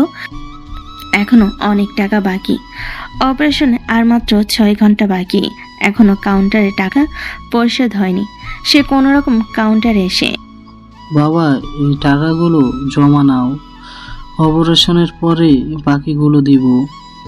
রোগীর নাম কি? নীল। আজকে রাতে তো অপারেশন, তাই তো? রেফার ছাড় করবে, তাই তো? টাকা তো দেওয়া হয়ে গেছে। টাকা দিল কে? সেটা বলতে নিষেধ করে গেছে, বলতে পারবো না। বাবা তোমার হাত দুইটা ধরি প্লিজ, বলো এত বড় উপকার কে করলো? টাকা কে দিছে প্লিজ বাবা বলো। কাউন্টার ম্যানেজার তাও বলতে নারাজ, কিন্তু তাদের পরিবারে এত চাপ, এত অনুরোধ শুনতে শুনতে একটা সময় বাধ্য হয়ে বলে দেয়। জারা নামে একটা মেয়ে কেমন কান্না করতেছিল আর টাকা দিতেছিল। গায়ে কালো কালারের একটা চাদর দিয়ে মোড়ানো। আর কিছু বলতে পারবো না, এখন যান। তারা সবাই অপারেশন থিয়েটারের সামনে চলে আসে। এসে দেখে কালো কালারের চাদর দিয়ে মোড়ানো একটা মেয়ে বসে বসে কান্না করতেছে। পাশ থেকে আরেকটা মেয়ে তাকে সান্ত্বনা দিচ্ছে। মা তোমার নাম কি যারা? যারা কান্না জড়িত মাথাটা তুলে হ্যাঁ সূচক উত্তর দেয় মাথা নেড়ে। তুমি এতগুলো টাকা কেন দিলে মা? আন্টি এখন এসব কথা থাক না, পরে কোনো একদিন বলবো। এভাবে দেখতে দেখতে আরও চলে যায় প্রায় 5.5 ঘন্টা। এর মাঝে ডাক্তার অপারেশনে ডেস্ক পরে হাজির। আমি ও জীবনের সবচাইতে অনিশ্চিত অপারেশনে যাচ্ছি, জানি না কি হবে। দোয়া করবেন, বাকিটা আল্লাহর হাতে, সবাই দোয়া করেন। কথাটা বলে ডাক্তার অপারেশন রুমে প্রবেশ করে। এদিকে সবার চোখে পানি, যার জন্য কাঁদতে কাঁদতে পাগল প্রায়। এজন্যই মানুষ বলে সবসময় চোখের সামনে যেটা দেখা যায় সেটা নাও হতে পারে। সময় থাকতে সময়ের মূল্য দিতে হয়। অসময়ে সময়ের মূল্য দিয়ে তা কোনো কাজে আসে না। যে চোখের পানিগুলো মানুষটা থাকতে দেখানোর কথা ছিল, সেই চোখের পানি মানুষটা যখনই তখন পড়তেছে। এই চোখের পানি কি আদৌ মূল্য আছে? বাস্তবতা করুণ ভয়াবহ। এভাবে দেখতে দেখতে 3টা ঘন্টা চলে যায়। 3 ঘন্টা পর ডাক্তার অপারেশন রুম থেকে বের হয়। যারা এক দৌড়ে লাফ মেরে গিয়ে ডক্টরের পায়ে পড়ে যায়। ডক্টর, আমার নীল কেমন আছে? এমন কোনো কথা বলবি না যেটা আমি শুনতে চাই না। আপনারা শান্ত হন। অপারেশন সাকসেসফুল, আলহামদুলিল্লাহ। আল্লাহর অশেষ রহমতে, তার লক্ষ কোটি শুক্রিয়ায়। তবে খারাপ খবর হচ্ছে রোগী কোমায় চলে গেছে। তবে সে আউট অফ ডেঞ্জার। সে কোমা থেকে কবে ফিরবে তাও আমি নিশ্চিত না। তবে রোগীটাকে বাঁচাতে পেরে আমি সত্যিই খুশি। বিগত 2 বছরের প্রচেষ্টা আজকে সফলতা পেল। তবে অপারেশনটা আগে করলে আর এমন ক্রিটিক্যাল পরিবেশ না হলে বিষয়টা ভিন্ন হতে পারত। আগামী 1 মাস রোগীকে হাসপাতালে রাখতে হবে। অবস্থা যখন ভালো হবে তখন রিলিজ করে দেওয়া হবে। তবে রোগীর এখন টোটালি বেড রেস্ট, যত্ন, হাতে পায়ে মাসাজ করা, সুন্দর সুন্দর সময় উপহার দিতে হবে যাতে সে ভিতর থেকে ভালো হওয়ার চেষ্টা করে এবং কোমা থেকে ফিরে আসে। যারা এখন উঠে দাঁড়িয়ে লাবণীকে ধরে কাঁদতে থাকে।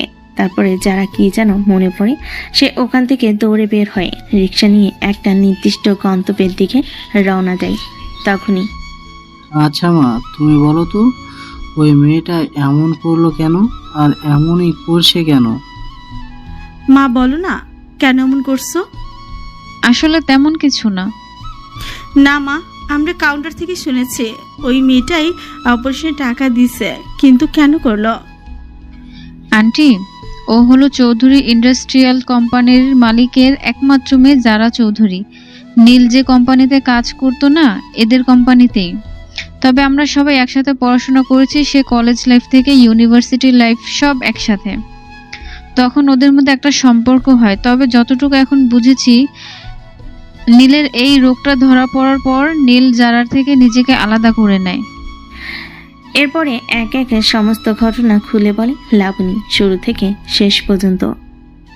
আন্টি প্লিজ, আঙ্কেল প্লিজ, ওর উপরে রাগ করবেন না। ও সত্যি অনুতপ্ত। আর কি পরিমাণ কষ্টের মধ্যে আছে আপনারা তো দেখতেই পাচ্ছেন। ও সুন্দর জীবনটা কেমন যেন অসুন্দর, অগোছলো হয়ে গেছে। ও নিজে বাঁচতে চাইছে না, বারবার সুইসাইড করতে যাচ্ছে। ওকে আর কষ্ট দিয়ে কোনো কথা বললেন না প্লিজ। আমি ওর হয়ে আপনাদের কাছে মাফ চাচ্ছি। অন্যদিকে যারা সোজা নীলদের বাসায় চলে যায়। বাসে গিয়ে কলিং বেল বাজাতেই সিদ্রাতুল দরজা খুলে দেয়। মামুনি, নীলের রুমটা কোন দিকে? ভাইয়া তো এখন হসপিটালে, ভাইয়ের অপারেশন। তোমার ভাইয়া ঠিক হয়ে গেছে, অপারেশন ভালো হয়েছে, কিছুদিনের মধ্যে বাড়িতে চলে আসবে। তোমার ভাইয়ের রুমটা দেখাও। আমি আপনাকে চিনি না, কেন রুম দেখাবো? আমি তোমার ভাইয়ের বন্ধু যারা। ও, তাহলে তুমি সেই যারা? আমি যখন ছোট ছিলাম ভাইয়া তোমার কথা আমাকে অনেক বলতো, কিন্তু মাঝে কি যেন হয়ে গেল, তখন আর তোমার কথা বলতো না। সিদ্ধাতুল যারাকে নিয়ে নীলের রুমে যায়। যারা তন্ন তন্ন করে একটা জিনিস খুঁজতে থাকে, পরিশেষে পেয়ে যায় ডায়েরিটি। তখন যারা নীল রিলেশনশিপে ছিল, তখন নীল প্রায় বলতো তার জীবনের সমস্ত অগোছালো স্বপ্নগুলো ডায়েরিতে লিখে রাখত। তাই ডায়েরিটি খুলে পড়তে থাকে। প্রথম দিকে তাদের সম্পর্কে সকল রোমান্টিক কথাবার্তা, সুন্দর সুন্দর মুহূর্ত লেখা থাকলো 102 পাতার পর। জীবন কতটাই না রহস্যময়, করুণাময়। আমরা যখন যা চাই তা কখনো পাই না, আর যখন যা চাই না তা পেয়ে যাই। ইস, তোমাকে নিয়ে যদি আমি ছোট্ট একটা সংসার করতে পারতাম কতই ভালো হতো। তোমাকে রানীর মতো রাখতাম, আর আমি হতাম আমার ছোট্ট রাজ্যের একমাত্র রাজা। আমাদের ভবিষ্যতে একটা ছোট্ট রাজকন্যা আসতো, আমাদের ছোট্ট সুন্দর সংসার হতো। কিন্তু আমি যে বক্ষব্যাধিতে আক্রান্ত, আমি জানি এখান থেকে ফিরে আসা আমার পক্ষে সম্ভব না। আমি যদি এই কথা তোমাকে বলি তুমি কষ্ট পাবে, নিজের ক্ষতি করার চেষ্টা করবে, তা আমি জানি। আমি না হয় তোমার থেকে খারাপ হয়ে তোমার থেকে সরে যাই। আমি না হয় কিছুদিন পরে উপর থেকে তোমার সাজানো শোকের সংসার তোমার স্বামীর সাথে দেখব। আমার অপূর্ণতার স্বাদের মেয়ে তুমি অন্য কারোর সাথে তৈরি করবে, তা আমি দেখব। সব কিছু নিজের না হয়েও অন্য জিনিসের তৃপ্তি পেতে হয়, সেই তৃপ্তিটাই আমি না হয়ে পাই। আমি যদি লিখতে থাকি তবে লেখার পাতা শেষ হয়ে যাবে, তবে ব্যথাগুলো শেষ হবে না। ডায়েরিটি বন্ধ করে হু হু করে কাঁদতে থাকে যারা। সে যা আন্দাজ করেছিল সেটাই সত্যি। তার মানে যারাকে ভালো রাখতে যার থেকে দূরে চলে গেছিল নীল, তারপর এভাবে দেখতে দেখতে একটা মাস চলে যায়। এই একটা মাসে যারা প্রত্যেকটা দিন হাসপাতালে থেকে নীলকে নিজে হাতে দেখাশোনা করেছে নীলের মায়ের সাথে। নীলের পরিবার বারবার তাদের বাড়িতে ফিরিয়ে নিতে গেলেও কখনো যারা যায়নি। নীল এখন হুইল চেয়ারে বসে চলাফেরা করে। সে শরীরের কোনো অঙ্গ প্রত্যঙ্গ নাড়াতে পারে না, চোখ দিয়ে দেখতে পায় আর কান দিয়ে শুধু শুনতে পায়। নীল যখন বাড়িতে চলে যায়, যারা তখন নিজের বাড়িতে যায়।